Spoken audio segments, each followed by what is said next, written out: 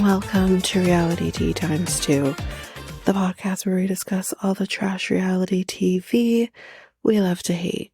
I'm Tanika, and today we are going to be discussing last week's episode of Married at First Sight. So, just as a programming note, I've been saying for the last couple of episodes, but I'm going to go into a little more detail because I did go into more detail on Next Take podcast, which the episode is coming out next week.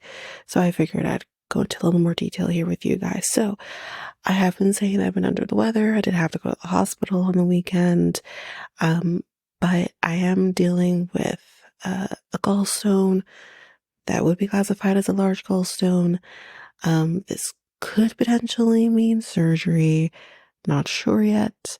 But due to March break and every single doctor thinking it's a good idea to run away during the March break, even if they don't have small kids, is the reality I'm dealing with right now. So I'll definitely keep everybody posted as to what's going to happen, how things are going to happen, but it will most likely mean a hiatus on the podcast for some time. I hope not, but we will see how it goes, how I feel. It just really depends, but I'll keep everybody posted on that. But with that being said, because I am dealing with that, it does mean that episodes are going to be coming out to you guys a lot slower. Usually I would do a lot of my note taking at night so that I can record in the morning, if I'm home or whatever. But I do need my rest. It's crucial that I have my rest. So I'm a little slower now with getting stuff out to you guys, but I'm going to try my best to make sure that I'm getting the bare minimum out to you. I do have some hot goss for you guys. So let's get into that. Jeremy, that is what I'm calling him from now on, from Love is Blind.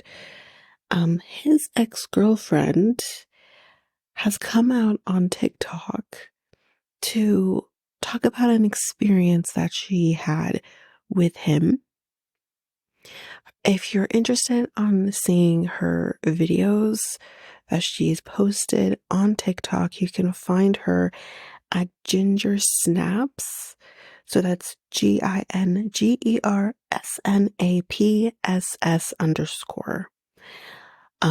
So I may post a picture of her TikTok so that you can find it easily.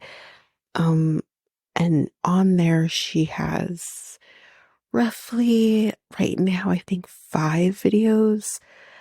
I'm not sure if there's going to be much, if there's going to be more. But yeah, there are videos on there. Basically, in a nutshell, I'm going to say trigger warning for domestic violence. Look at the show notes so you can figure out when to go to the next point. So starting now. She basically said that they dated while they were both living in Florida. He seemed to have kind of a possessive way about him. He would kind of be, possessive in the sense of, oh, you need to come home when she's out with her friends.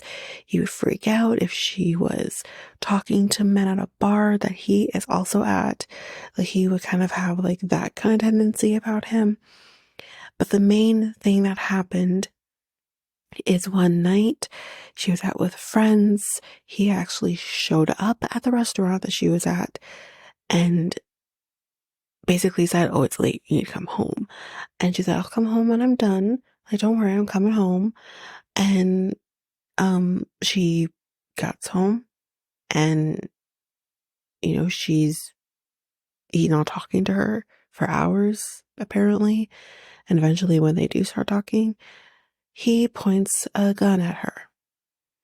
And she ran out of the house. She was able to run out of the house, call the police. When the police got there, they found that there was quite a bit of guns in the home. And they did arrest him. Now, unfortunately, the video did get cut off, at least last time I checked. Maybe I'll check again. But last time I checked, we do know he was arrested, but we don't know what he was charged with. So that's kind of a big one. There was another instance as well prior to that where she had to like leave the home because of his violent side coming out, and she had to stay with his stepmom because she didn't have any other family, anyone else she could go to, and that's what she had to do. But he he like went to the stepmom's house and like banging on the door, demanding to talk to her. Eventually he did stop, but like, yeah, he sounds like a very scary person. But I definitely would go over to TikTok, watch her videos. Again, I will post the name on our social so you can go over and find her. And take a listen to it if you haven't. She goes way more in depth. She goes way more in depth than how they met and everything like that, and how they got to the point that they got to. Way more in depth than I'm doing. But I believe everything that she's saying. I think you kind of could see that a little bit in him with Laura. And not only that, we saw it when Laura confronted him, this angry side of him, when he threw the cell phone in anger. This guy is fucking scary. And I'm happy that she's okay, the ex-girlfriend. I'm happy that Laura, dodged a whole ass bullet. Maybe fucking literally. And I feel for her. So yeah, I will definitely put her name out there so you can take a look on TikTok and find her videos. Um, so yeah. But that's that for that piece. Trigger warnings out over. Let's move on to the next thing that I found, which is a little more fun. We all remember Muhammad of Danielle and Muhammad. Well, he has revealed that he has a new American wife. Not long after welcoming his first child, I didn't know he had a child coming. I didn't know. But he's now married and he has a baby. Um, it's his choice not to show his child's face. I mean, kind of said like they weren't showing the baby's face or the identity of the mom. However, in his new Instagram post in which he celebrated his birthday, made it pretty easy to identify the new wife. So yeah. Congratulations, Mohammed, on your baby and your new wife, I guess. Like, that was a shock to my system, but yeah. But let's get into the reason that we are here. So, Married at First Sight, Season 17, Episode 20, Decision Day. So that you know, I'm not going to be doing a lot of beginning parts of each person's decision day. I'm just going to go from the part of where we get on the on-screen text, so-and-so's decision day. That's how I'm doing it. So Becca and Austin. So he basically says, yeah, things need to be resolved and it's, going to take time for it to actually resolve, obviously. She says, I felt I wasn't being authentic. Usually at your request, um, to not talk about things, in particular, because obviously he's scared about how he's going to look on camera. We've established this. And she says, when I did eventually open up, though, he was more worried about the optics. He says, I think it's natural to worry about those things, but it's not the only thing that I'm worried about.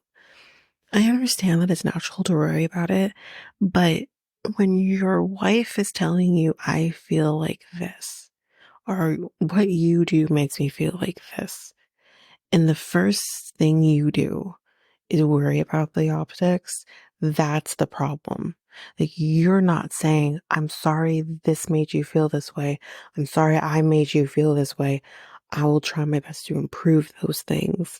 Instead, you're saying, I'm worrying about the optics. That's where the problem lies. Um, he says, I think she just doesn't trust me. That's true. 100%. Becca does not trust him. But the question is, should she? I don't know. And I mean, at this point, I don't know.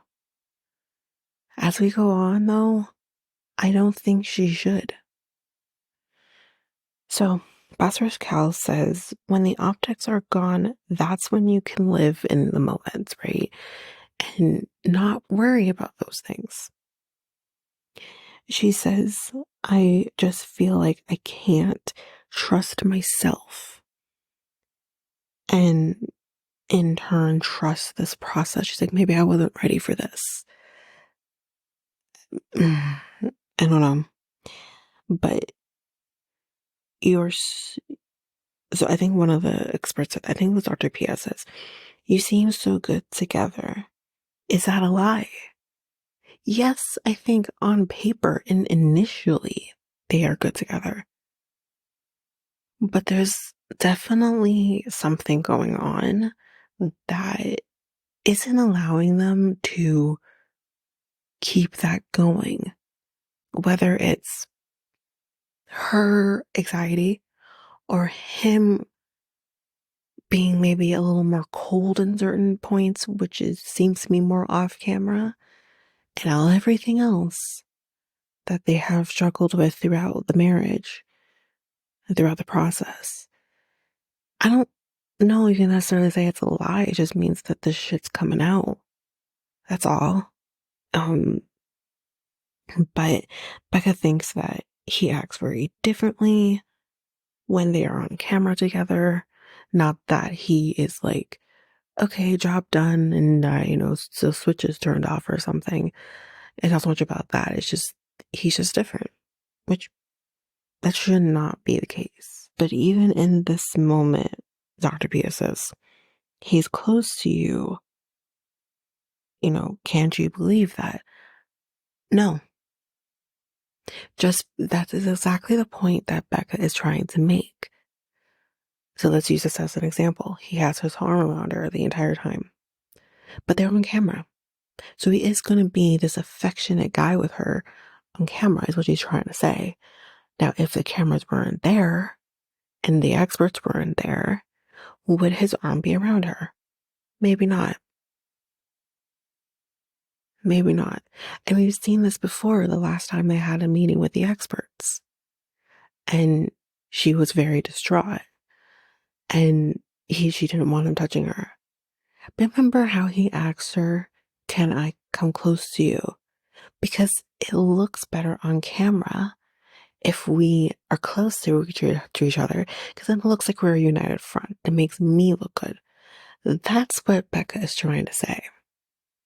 So him being close to her and everything, it doesn't mean anything. But anyway, she wants to believe him. They believe in it too. But, that's probably not going to be very easy. One of them, I think Dr. Pepper says, can we respectfully tell you to shut your anxiety up? Now, Becca does say yes, by all means, because I do the same thing. Now, as a person who is, I would classify myself as an anxious person. Yes, you do sometimes need to tell yourself to shut your anxiety up, 100%, because your anxiety is going to make you feel it's going to make you feel crazy about something when maybe there's nothing to be worried about. However, I think we're mistaking Becca's anxiety in this moment to her intuition. I think her intuition is telling her something is wrong here. It's not her anxiety. Maybe, yes, there is her anxiety involved in this too. But I think we are definitely mistaking anxiety for intuition. Her intuition is saying, I need to run. And sometimes that's okay. However, um, she tells him that she wants to be able to get there with him. When that happens, we don't know. If it happens, we don't know. But anyways, the time has come. Do you guys stay married or do you get a divorce? She first says, I want to say no to what the marriage has been. But she wants to say yes to what it could be. So ultimately, her decision is yes to staying married. I'm going to put my thoughts out here in a second. Austin says, I'm excited to say yes to staying married. And she says, I need to be married to Austin without the cameras to see if this changes. Now, I 100% agree with it on the one hand that yes, you do need to see how things are off camera with him. But this is the wrong decision to make. I felt that in that moment because I'm like, wait, what? Here's why I say this. Number one, this man has proven to you that in moments where you need him to worry about you, he doesn't. If it's not going to be the optics, it might be something else. Number two, the religion aspect of things I think can be figured out over time. I think that can be figured out if they both are very different in their religious views. That can be figured out over time for sure. It's not going to be an easy conversation to have, but it can be figured out. That's not my worry. The intimacy aspect of things has not happened in this relationship, which isn't crazy. It's not the first time we've seen this. So that's not where I'm getting at. Where I'm getting at is for Becca herself, she said, if there's no intimacy by the time we hit decision day, I can't stay married to you. So why is she staying married to him? With that and everything else that's happened of late, why did she say yes? I was very confused and felt like she made the wrong decision. But we're going to put a pause on the Becca and Austin situation for a little bit. And we're going to move forward to our next couple. Buckle up, guys. This one's going to be a doozy. Emily and Brennan. Emily comes walking in her revenge dress, y'all. My God. Dr. Pepper says, we want happy marriages, but we will definitely take accountability too. They're going to have to be waiting for that part because that's never going to happen on one of their parts anyways. He says, I give myself props for not running away because usually that's what I would do. I would run at any chance I got. But Emily says, you may not have ran, but you still did all of the other things that you say you grew from. These are like, I grew from this, you still did all the same things, which 100% he did.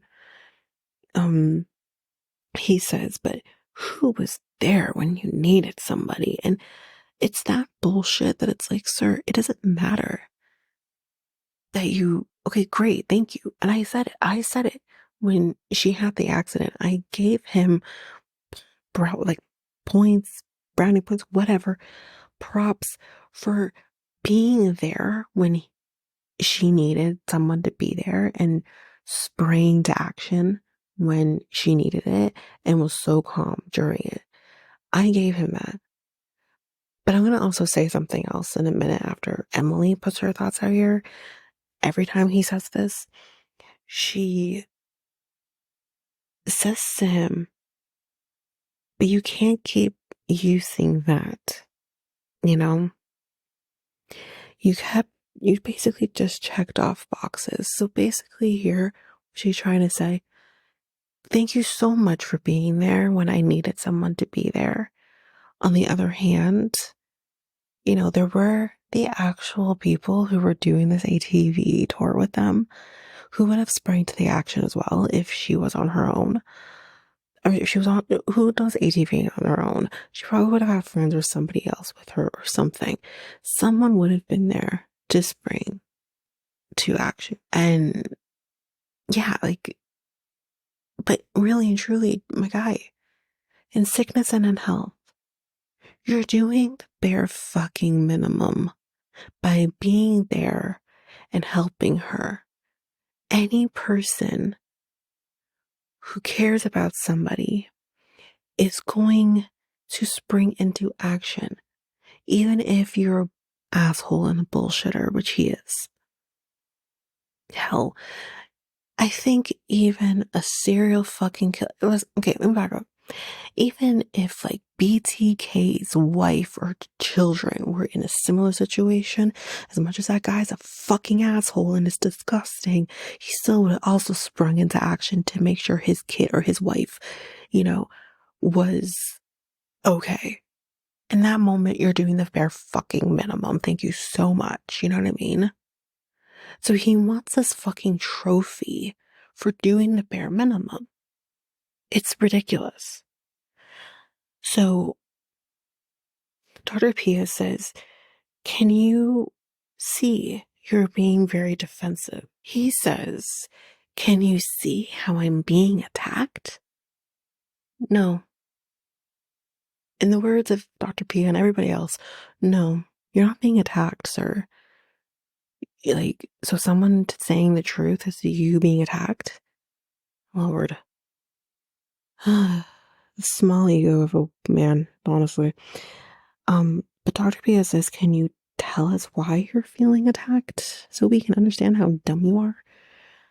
He says, I'm being told all the things I didn't do, but I did so much. You did the bare minimum. You did the bare fucking minimum. And even then, you barely even did that, And Dr. Pia says, well, you know what? That's just not true. Because I can only speak for myself, but I gave you a homework that you refused to do. You didn't want to do them. And he says, well, if that's the reason we didn't work out, then fine, I'll take accountability. Just being snarky and shit. And it's really, asshole? Really? Really? Fucking guy.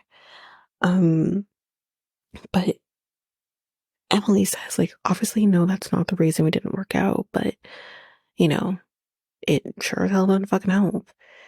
And he says, well, can we talk about the fact that, I would say, you give other suggestions of things that we can do, and you would always come back on me.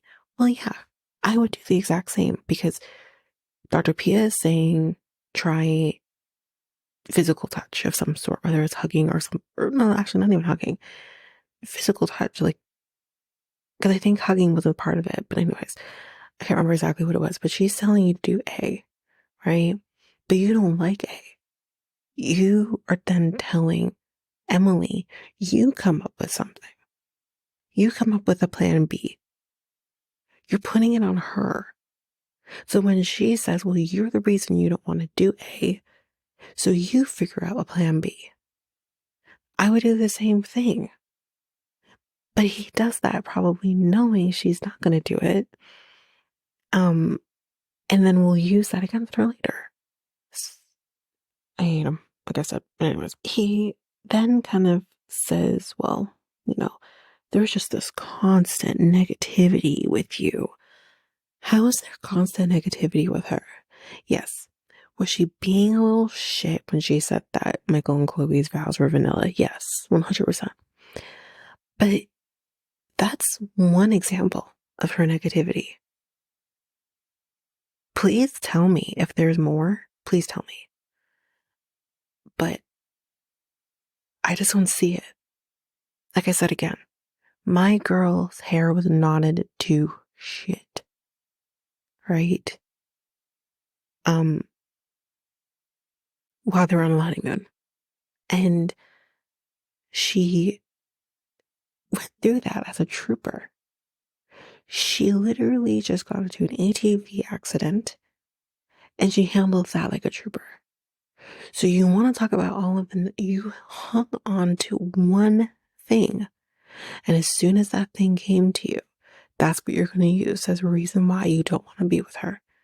When really and truly, I think the main thing is he's probably just not attracted to her. And that's fine, but then just tell her that. It's not to say that she's not pretty, but you're just not, she's not the type you would go for. Fine. But you just have to say something. But you want it. Because you're a coward. And so he then kind of goes into, I was trying to protect you from the bad because I care. And I didn't want my words to affect you. But you know what? My efforts weren't enough. And it's like, wait. So now, not only do you have this narcissistic tendency, but one of those narcissistic tendencies is this savior complex. So you have to protect her because she's what, a damsel? And it's just like, sir, you were never protecting her. You were protecting you. And you're going to say you're protecting her because it looks better. But just like Austin, you cared about the optics. So you were protecting you. You were protecting her. You didn't care. You're protecting yourself. That's all this was. And anyway, she says, you didn't protect me. Very true. But he's like, if I knew the outcome, I wouldn't have bothered to try to protect you. Pastor Cal then comes in and says, it's like you have like this personality of like accountability is everything, right? Or says like, you have to have like a personality in the terms of you need to be able to take accountability, right? He's like, no, I was trying to protect her. Pastor Kel just shakes his head because he can't take this shit no more. But he does say, I'm trying to be as respectful as I can, but this is BS. He says, BS, I'm going to say bullshit. This is bullshit. He's like, I could see you were holding back from the very beginning. So did you have intentions of actually staying married? Because it seems to me you didn't. Ain't fucking men, Pastor Cal. Ain't fucking men. Praise the Lord. He says, yeah, of course. No, you didn't. From the moment you came back from the honeymoon, you had no intentions of actually staying married to her. So for the past 7 weeks, you have been bullshitting her. Emily does not believe that. Of course not, because none of us do. Dr. Pia says, I don't hear ownership on your part that you wanted to protect her and be in this. I really want to give you the chance to redeem yourself. So now this is the part where he says, you know what? You're right. I'm a fuck up. I really didn't want to do this marriage with her. I'm not attracted to her. I think she's amazing.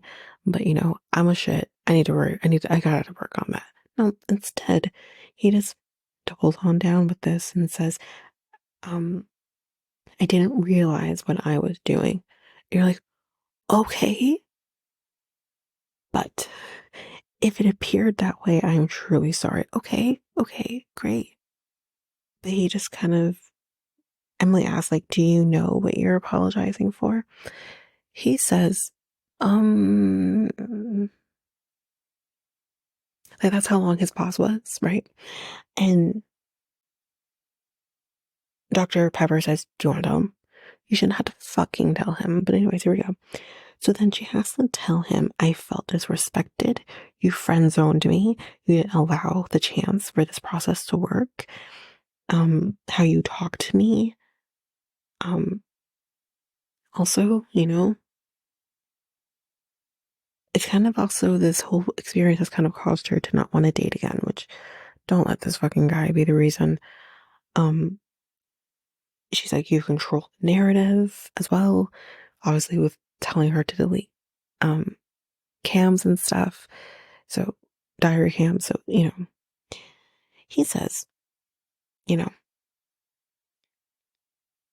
that now I tried to protect you and I shouldn't have. Are you kidding me?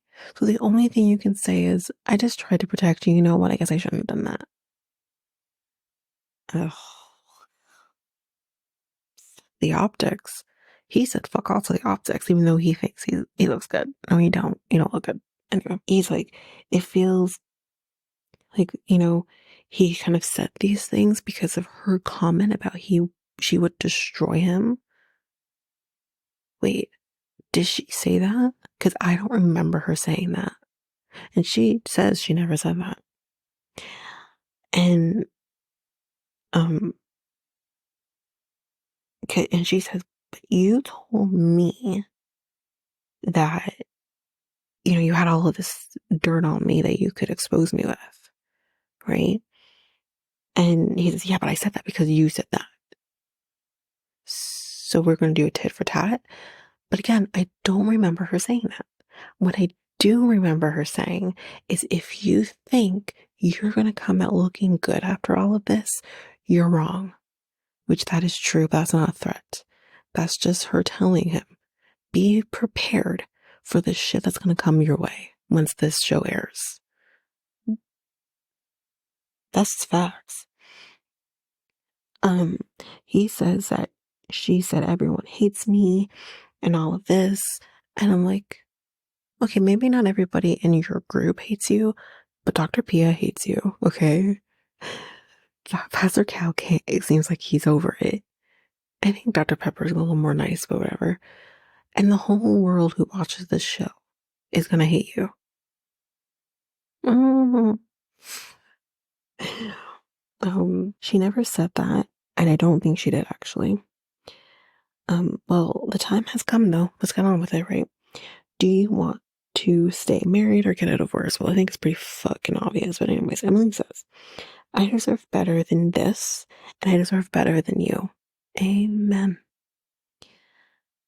I deserve respect, so therefore, I would like a divorce. He says, I did my best. No, you didn't. I'm sorry if I silenced you. Well, you did, according to her. But we just don't click on a physical or emotional level. That's that. You know what? I believe him. I believe, at least physically, that's him saying he's not attracted to her physically, and that's fine. Just say so. Anyway. So with that, I want a divorce. Pastor Cal hugs Emily and tells, her, don't let anyone make you feel bad about yourself. And Dr. Pia tells her, you are a phenomenal woman once he's gone. And I will say, Dr. Pepper did say to him, if you need anything, please reach out. But that is the only person who had anything somewhat nice to say to him, or constructive at the very least to say to him. This guy is an asshole. And this was how it was supposed to go. This was how it was meant to go. And I'm happy for both of them. I'm happy for her that she is free of him. Anyway, that is it for their decision day. We're going to take a quick break here. And when we come back, we will jump in with our final couples decision day. and the rest that is yet to come. Have you ever thought of starting your very own podcast? Doing the research, I found something that would have made editing easy and seamless and makes the podcasting experience just that much easier. And I am talking about Ludo. This is a podcast software that I use for editing of our episodes. It is amazing. It is easy. You're also able to get help from doing chats and getting the information that maybe you just need a little more help with. They also have access to different articles that can also help you that have been just godsends for me. Also with Ludo, you can create clips, you can do your ads, that's like this very one I'm doing right now, and you can create your trailer very seamlessly just by the clicks of buttons. You can also use Ludo to publish your episodes just straight from the software. It's so easy. I highly recommend it. You can get access to Ludo by using our unique link, which you can find on our show notes, just down there at the bottom at the show notes. And you can get access to an easy software. And I'm back. So let's finish up this episode. So Claire and Cameron are next. Cameron is, mentions that he's feeling better health-wise. He did mention that he upped his medication. I'm not sure if he upped that unilaterally or what happened there, but anyways, it kind of got brushed under the table a little bit.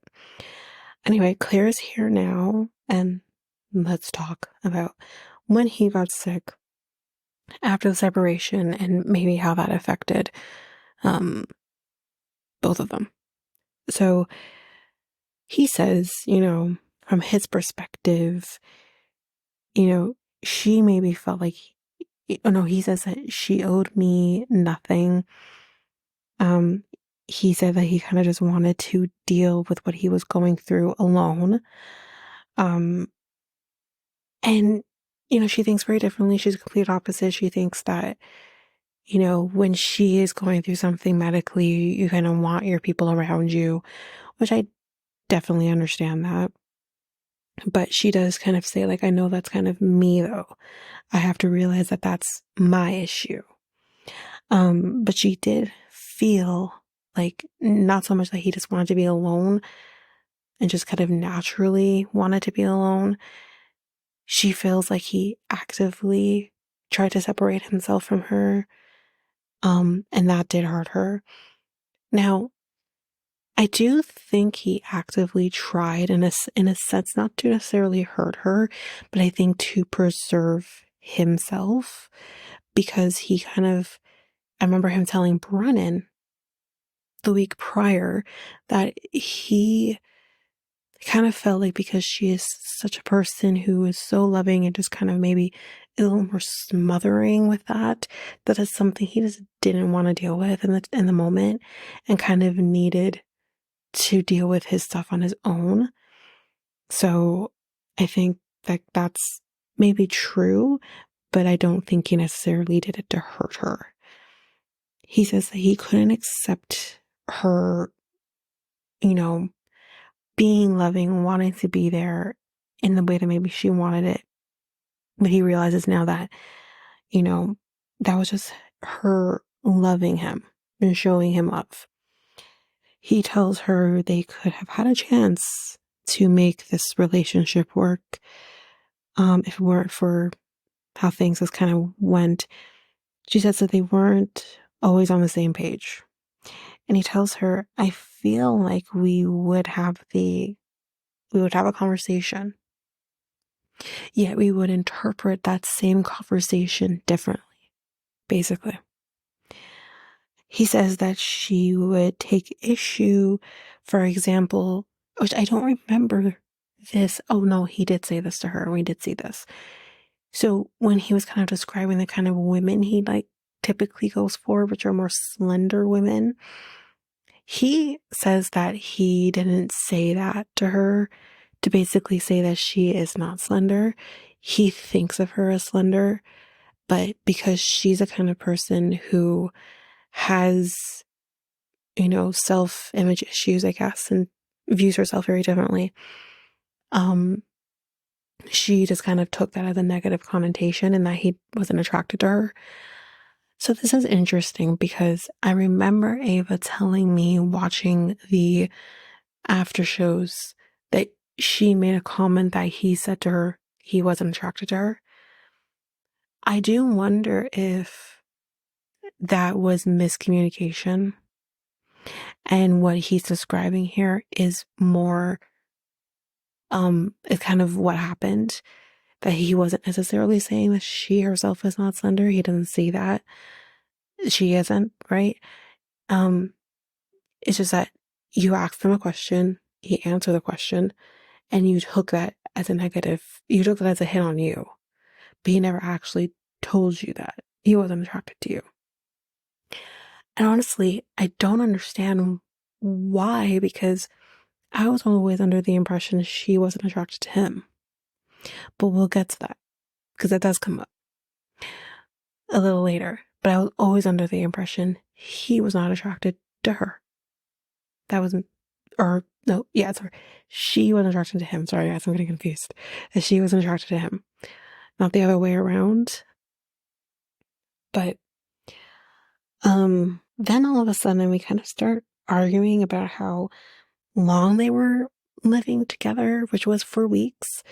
But I don't understand why this was even an argument.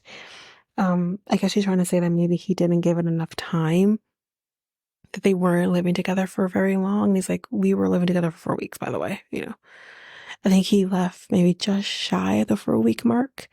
So, I mean, come on. He does say though, like, even though maybe they were trying to work out their issues or whatever, it was maybe just too late for him.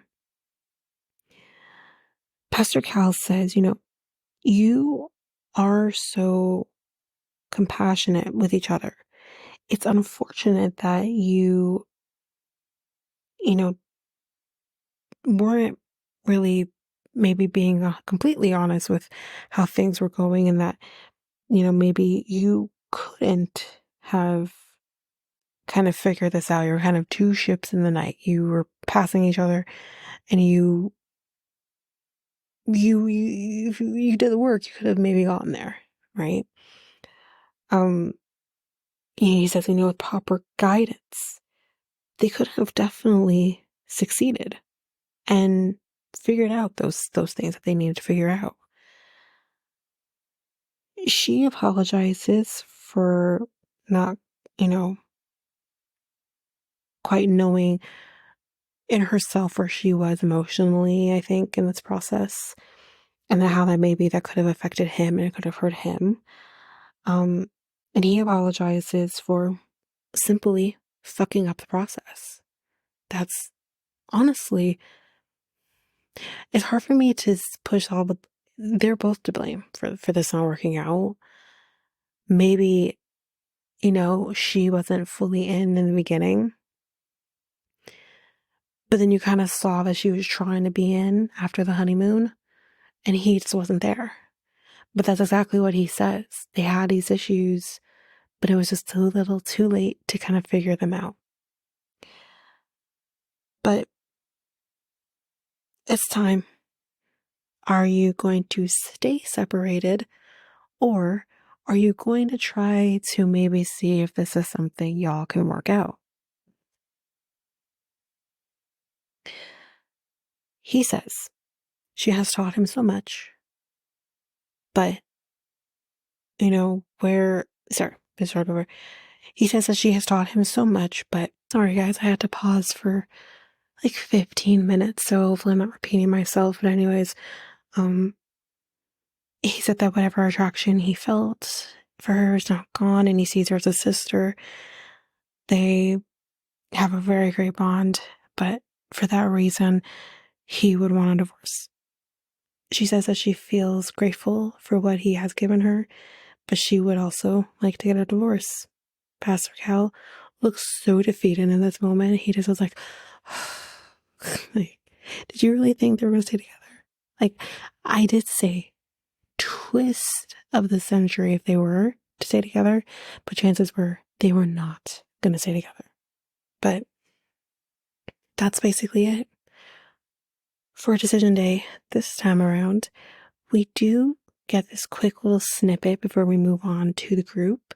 So we get this self-filmed scene with Becca.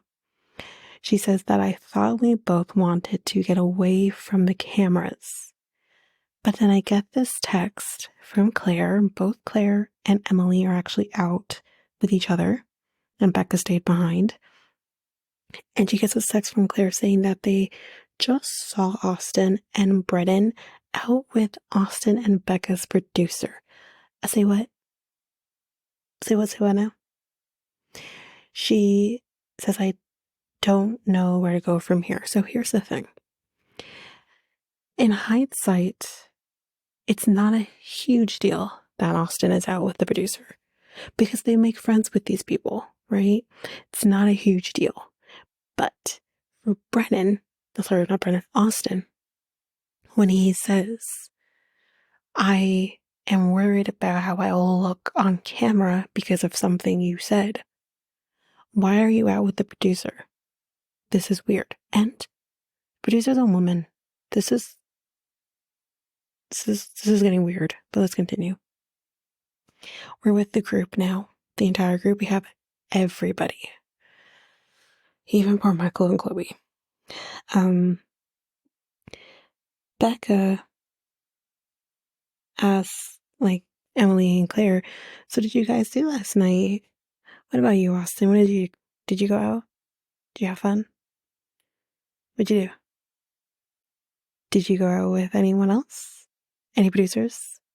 He says no to that. He says they didn't go out with any producers. He's like, But he says no, but then he says, like, I don't know, or whatever. But she's like, but he says, instead of, like, just being honest, because he's obviously lied, he's like, are you mad at me about something? And she asks him, she's like, did you come into this to be married to me or have a friendship with a producer? And he's like, to be married, do you? And he's like, we didn't go out with her. We ran into her. But then you still hung out with her. Anyway, so she's like, so did you just say hi and bye then? He's like, I don't know, Becca. And she's like, what about the dignity? What about the honesty? Like, you sat here and you lied to me. You're making me feel like I'm going nutso because I just don't know what's true and what's not, right? You tell me you worry about the optics, but then you're hanging out with a producer. And he's like, I'm not hanging out with a producer. She's like, I'm not a fucking dumb bitch, so stop treating me like I am, basically. But he just didn't think it would be a problem. But no, of course not, because men don't think like that. But at the same time, it's just, on a whole, you're saying you're worried about how you'll look. But then you're out with the producer who has the control of how you'll look.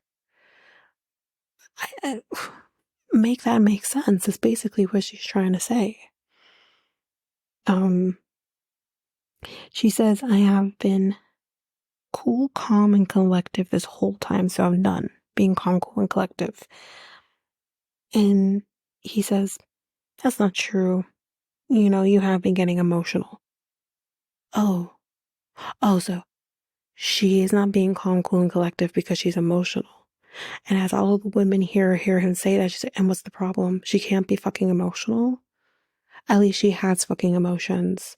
Austin doesn't have much emotions, honestly.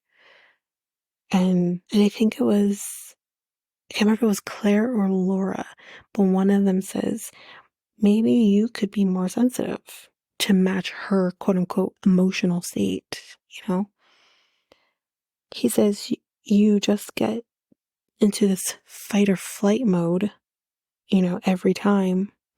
And she says, funny, through therapy, I've learned that when I'm in my fight or flight mode, it's usually because I'm in an unsafe and an insecure environment, or I'm feeling insecure based on whatever.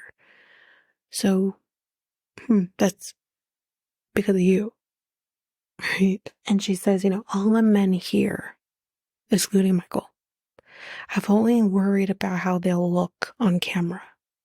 And I mean, Ryan hasn't been out there in the sense of the same way as like Brennan, Austin, not even really Cameron either, but I think Cameron's a little different, but especially them two.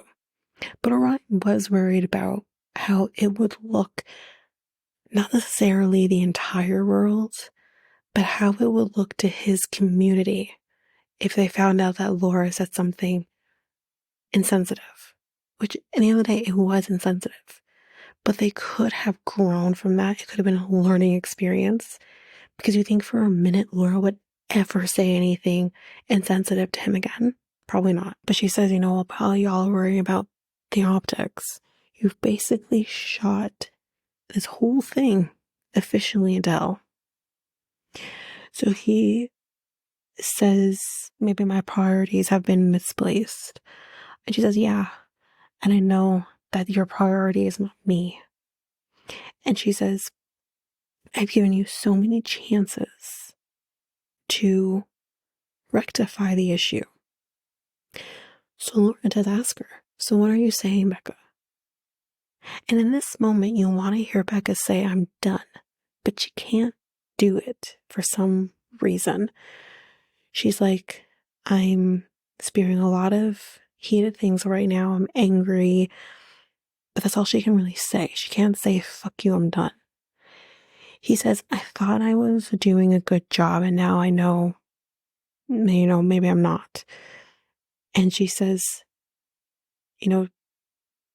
so I hear you saying that you don't think we can work on this. No, no, no, no. You don't get to blame or basically push it on him to basically say, yeah, we're done, or no, we're not done, or whatever. You make that decision. Right? Like, I feel like she's kind of hoping he'll make the decision for her, so that way she doesn't have to. But it's like, you gotta make it. But anyways. So Emily says, do you think your choice has changed? Or like, but she feels maybe confused. Claire says it feels like we as women have felt silenced. Cameron does not like that. Because Cameron says, hold on, who has been silenced in this marriage? Because it hasn't been you. He's basically saying that he's been the one that's been silenced. He says, I never silenced you. She says, true, but I felt silenced in that moment. So we're basically referring to the moment where she'd mentioned to Emily about Brennan double dating with Cameron. So Cameron says that double date comment was actually me. I said that, not him. And it was meant to be, after all of this. It wasn't meant to be happening before or during or whatever. He uses the example that they have been, have the same conversation, but just never interpreting anything the same, right? So what are the chances that they have this conversation and she interpreted this one incorrectly as well? Which, you know what? I don't trust Brennan. I don't fully trust Claire either, But if there's anyone that I do trust, it's Cameron. For some reason I do. But he also then says, kind of similarly to what Brennan says, that he's been trying to protect Claire, which I think under the circumstances is maybe the wrong terminology to use. But anyway, Brennan says he's not, he's not trying to, whatever, but why can't we just agree to disagree, right? Because we're not on the same page here. And someone says, it's probably Becca, says, all these men do is just lie. And Cameron at this point, he just gets up and he walks away. He is done. He's over it. And he says, this is bullshit. I had to keep, keep quiet and whatever. He gives an example and says, he had to keep the secrets. But he gives an example and he says, I can't say that she isn't attracted to me. No, I can't say that. But you know what? He doesn't need to, nor does she need to, because initially, we all can tell she wasn't attracted to him. But he says, even right now, I'm getting texts from her telling me to make sure I keep my mouth shut. And if you go back to seeing her with the group, we do see her texting. And I don't know. It definitely feels like there's something going on here. More than maybe she wants us to know. I don't know. But he says that she's been manipulating him the entire time. Then he leaves. That's basically it. So what is next? Michael asks of Becca, and I guess Austin as well. Or I guess that is in general. I think that everybody. Brennan says he's going to do some self-reflection. Good luck. And Emily says, I know I have accountability through all of this, and I'm not perfect. I know this is going to hit us both in different ways. And, it's sad for both of them.